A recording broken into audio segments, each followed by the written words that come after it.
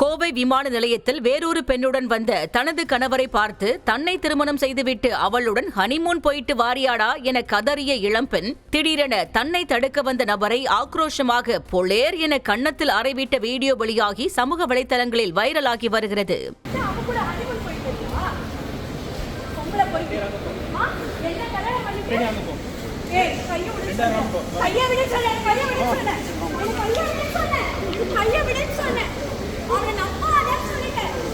கோவை விமான நிலையத்திலிருந்து ஒரு பெண்ணுடன் வெளியே வந்த இளைஞரை கண்ட மற்றொரு பெண் அனைவரது முன்னிலையிலும் தன்னை திருமணம் செய்துவிட்டு அவளுடன் ஹனிமூன் போயிட்டு வாரியாடா என்றும் பொம்பள பொறுக்கி என தகாத வார்த்தைகளால் திட்டி தாறுமாறாக வசைபாடினார். இதைத் தொடர்ந்து அந்த நபரின் உறவினர் ஒருவர் இளம்பெண்ணின் கையை பிடித்து இழுத்து சமரசம் செய்ய முயன்ற போது ஆத்திரம் தாழாமல் இருந்த அந்த இளம்பெண் அந்த நபரின் கன்னத்தில் அறைந்து சட்டையை பிடித்து வாக்குவாதத்தில் ஈடுபட்டார்.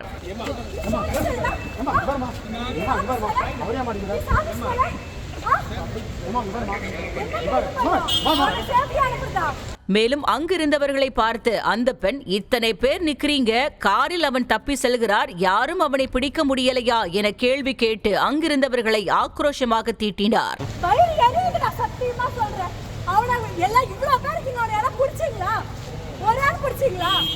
இதனால் கோவை விமான நிலையத்தில் பரபரப்பு ஏற்பட்டது.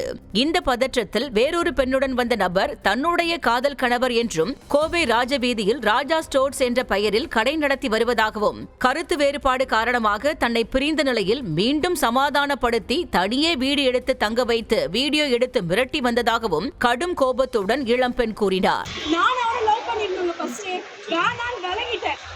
அவருக்கு மேரேஜ் ஆகி விட்டுட்டு போயிட்டேன், திரும்பி என்ன மிரட்டி பிளாக்மெயில் பண்ணி வச்சு எனக்கு தெரியாம ஹனிமூன் போயிட்டேன்.